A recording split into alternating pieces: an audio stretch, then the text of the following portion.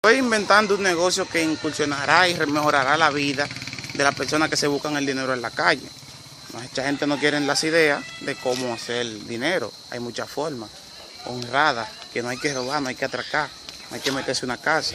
Ya ustedes pueden saber. La nueva forma de buscarse los cuartos en la calle. Gomero a domicilio. Ya ustedes saben, para su servicio te llaman al mismo número del colmado, que se va allá y se le arregla su goma. Gomero a domicilio. Aquí estoy yo, en la mía, con un negocio que va a revolucionar la industria de producir dinero. Mucha gente no lo ha intentado, pero no han podido hacerlo. Pero ahora se llama el delivery.